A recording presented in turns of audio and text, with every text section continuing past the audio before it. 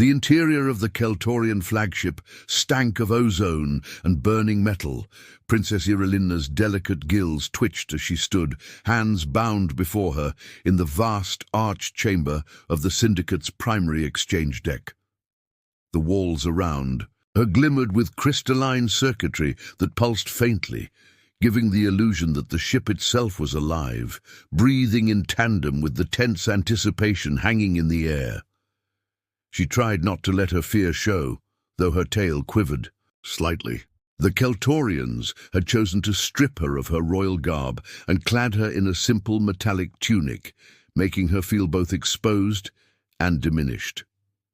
This was their power play: reduce her from the regal Princess of Styline to nothing more than a pawn. "In a transaction, move forward," snarled the Keltorian enforcer at her back. His skin, a translucent grey, shimmered like oil on water as he jabbed her forward with the blunt end of an energy pike.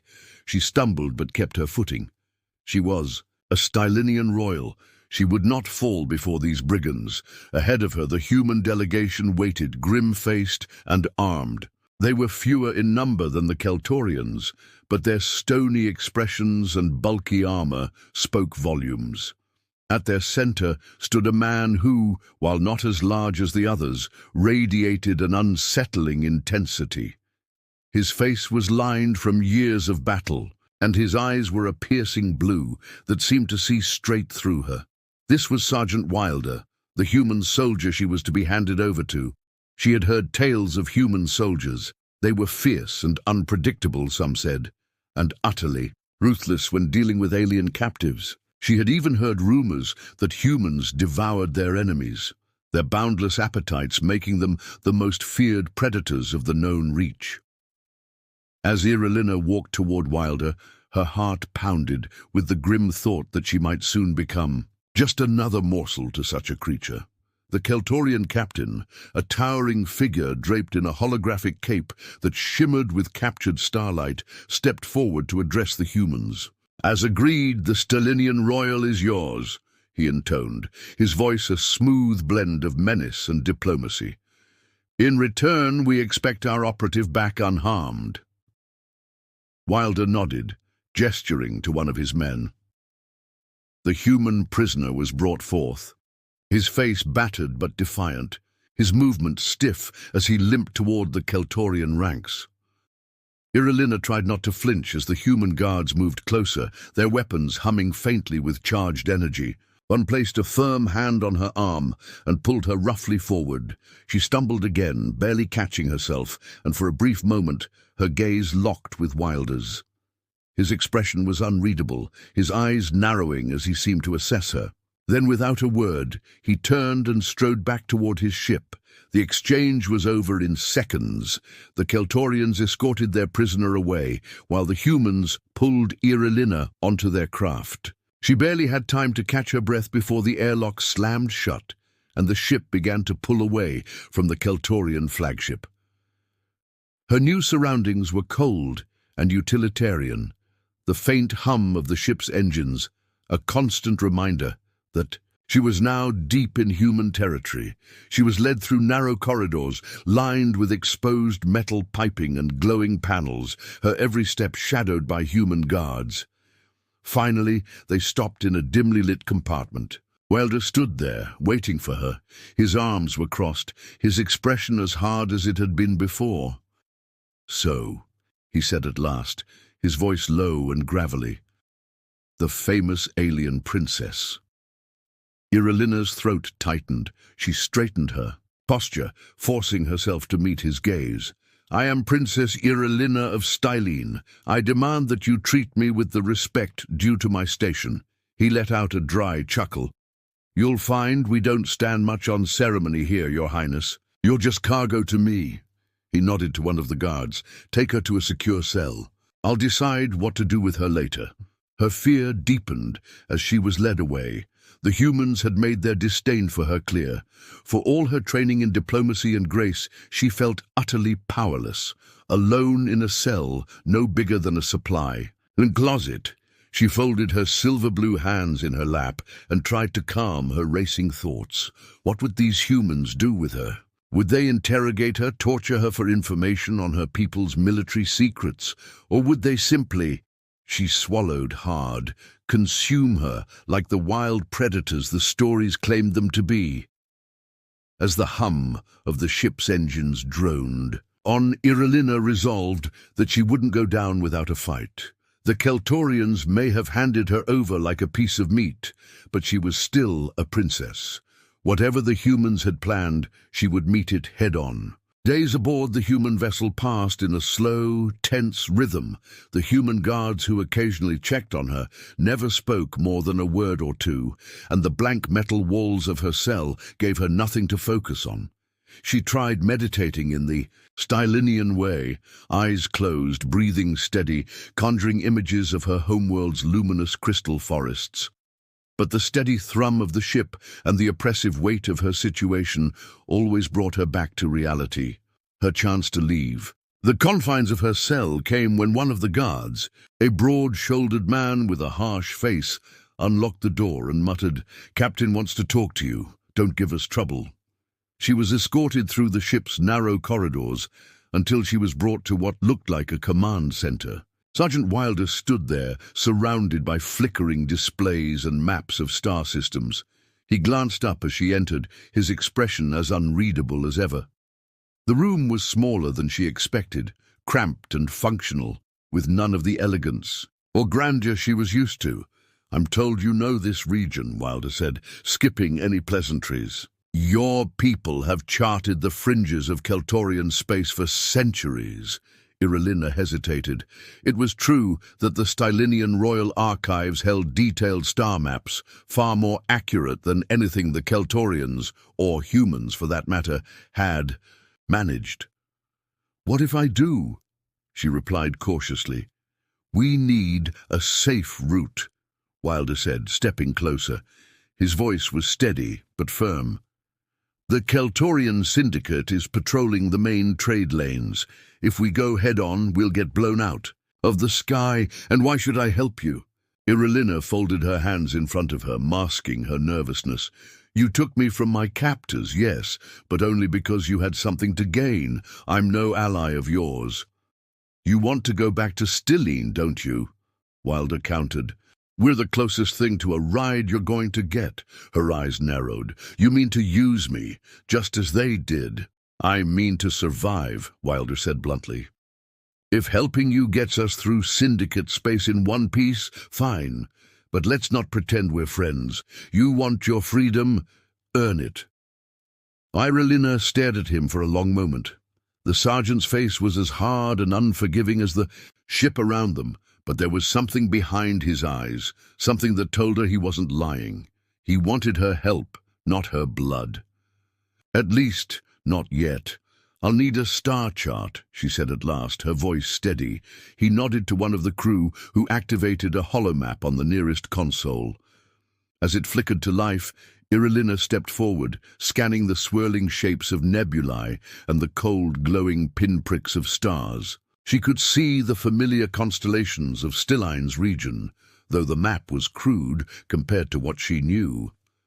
"This route," she said, tracing her fingers along a series of unmarked star systems. "It's old, and some of the stars have gone nova since we first mapped it, but it should still be navigable." Wilder frowned. "That's Keltorian space.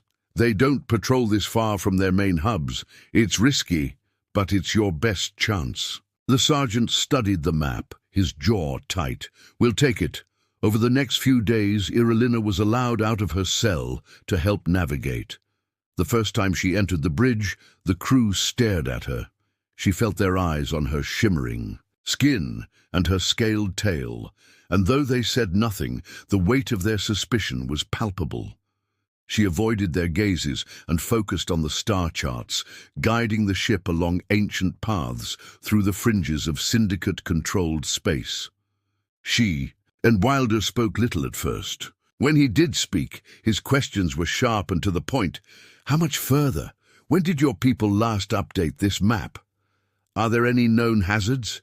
Irelina answered as best she could, though part of her still wondered if the humans might. He'd turn on her once they had what they needed. It was during one of these sessions, as she traced a route through a dense asteroid field, that Wilder leaned against the console and studied her more closely. "You seem calmer now," he said. She stiffened. "I'm doing what you asked. I'll get you through this." "That's not what I mean," he said, his tone less harsh than usual. "You don't look at me like you're expecting me to eat you anymore." Irelina turned to face him, meeting his eyes directly. "You've given me no reason to believe you intend to harm me." "Just doing my job," he said, but his gaze lingered a moment before he straightened and returned to his usual commanding posture. The journey continued in silence, but something had shifted. Irelina still didn't trust Wilder completely, but she no longer saw him as the savage predator she had once feared. Instead, she began to see him as a soldier, one with his own battles, his own burdens. And though they were far from allies, she couldn't help but feel the smallest flicker of respect. The air on the bridge was tense, vibrating with the energy of a hunt. Alerts flashed on the holo display as Irelina and the human crew worked to steer their ship through a web of Keltorian patrols. The princess had barely caught her breath since the last skirmish. With each passing moment, her unease grew, not only at the syndicate's relentless pursuit, but at the crew's thinning patience. She could see it in their faces, etched into the set of their jaws and the glances they exchanged. When they thought she wasn't looking, they didn't trust her. But Sergeant Wilder wasn't like them. The longer they spent working together, the more she noticed the nuances of his leadership. His commands were precise, his tone even, his focus unwavering. He never raised his voice, and yet every member of his crew jumped to obey. Irelina, too, found herself following his orders without hesitation, something she never thought she'd do for a human. Her thoughts were interrupted by a warning klaxon. The ship bucked under the force of a sudden barrage, and Irelina stumbled. "Against the console! Enemy fighters closing in!" one of the crew shouted. Silda's voice cut through the noise. "Shields up! Evasive maneuvers! Irelina, find me a way out of this mess!" Irelina's scaled fingers danced over the console. Her mind raced through the star charts she had memorized as a child, searching for a safe route. The Keltorians had them cornered, their warships blocking the most direct path. But there, on the edge of the chart, a cluster of ancient mining tunnels carved into a hollowed asteroid. It was dangerous, but it was their only chance. "Through here," she said, pointing to the coordinates. "The asteroid's interior. We'll provide cover, but it's a tight squeeze." Wilder nodded once. "Do it." The ship veered sharply toward the asteroid. Irelina held her breath as the vessel dipped into the shadowed crater, its hull brushing against jagged rock formations. Behind them, the Keltorian ships hesitated, unwilling to follow so quickly into the unstable labyrinth.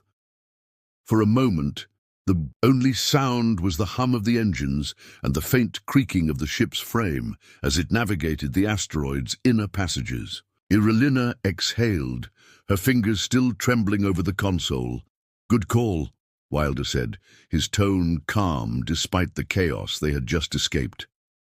Irelina looked up at him, the faintest hint of relief easing her tension. "It was our only option." His lips twitched, almost forming a smile. Almost. "Sometimes one is all you need." She started to reply, but her words caught in her throat as a sudden explosion rocked the ship. The lights flickered, and the deck tilted sharply. Irelina grabbed the console to steady herself. "We've got boarding parties," one of the crew yelled. Wilder's demeanor shifted instantly. "Seal off the lower decks, all hands to combat stations." "Irelina, stay here and—" "I can fight," she interrupted, surprising herself with the force of her own words. He hesitated, his piercing gaze locking onto hers. For a brief moment, she thought he might refuse. Instead, he pulled a spare blaster from his side and handed it to her. "Try not to get yourself killed," he said gruffly.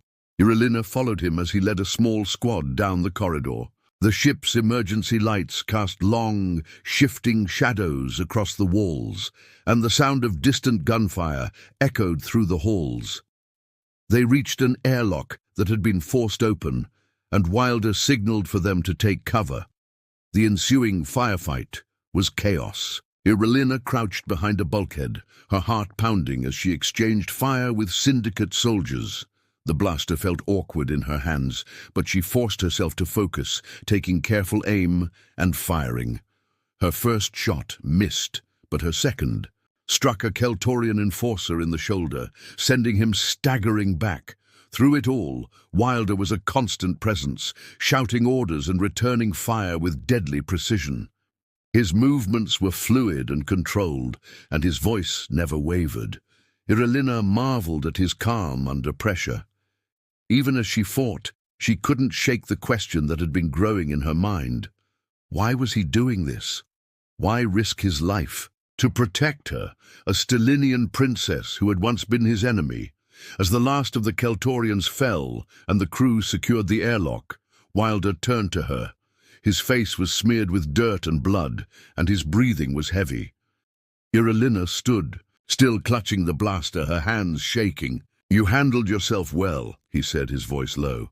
"Why did you protect me?" she asked before she could stop herself. "I thought humans saw us as little more than—" She stopped, unable to say the word. It sounded foolish now, the old fear that he might view her as a meal, as little more than assets. Wilder's expression hardened. "I protect the people under my watch. Doesn't matter if they're human, Stellinian, or something else.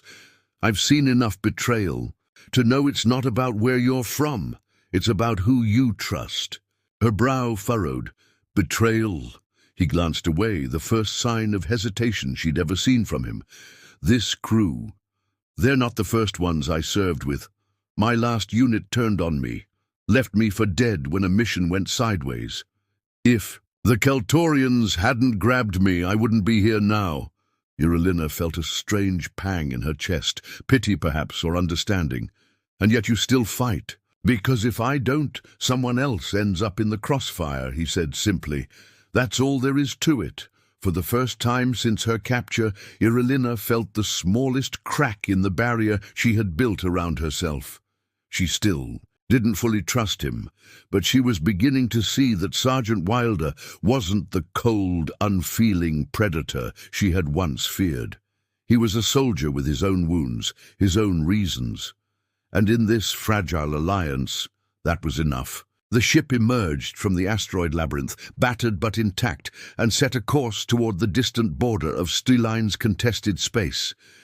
Irelina's heart pounded with a mix of relief and dread as the glowing blue-white star that marked her homeworld grew larger on the holodisplays.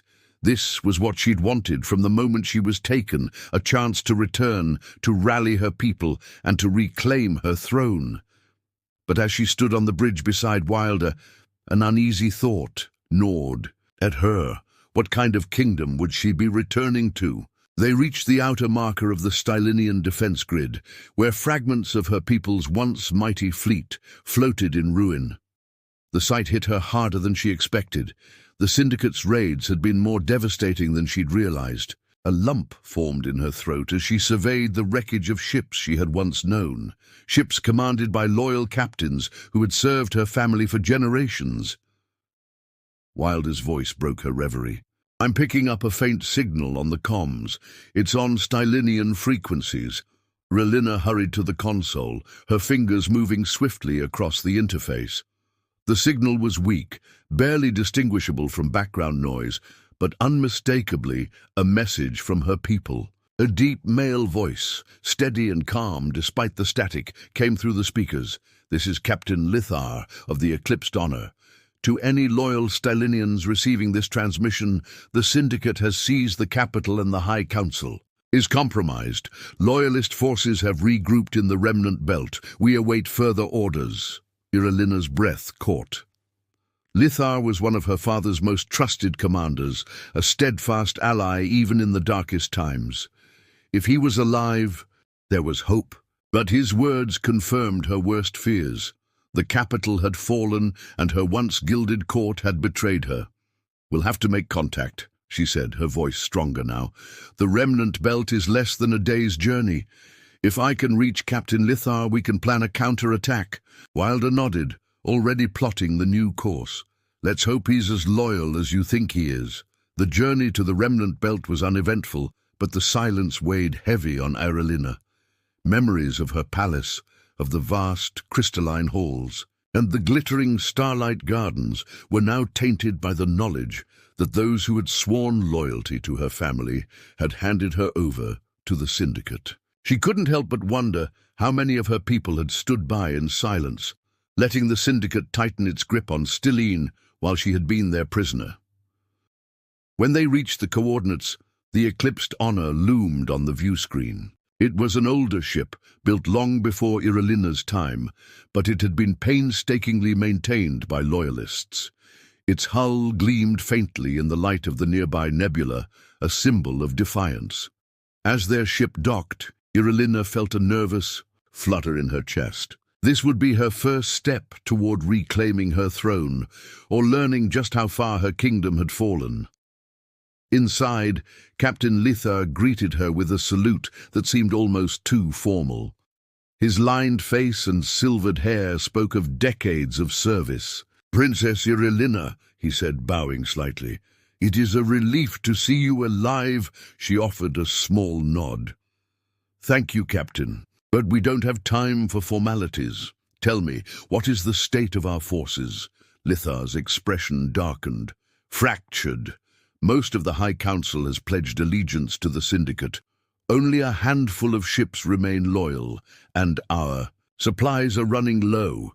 We've managed to hold this position, but without a rallying point—" "You have one now," she interrupted.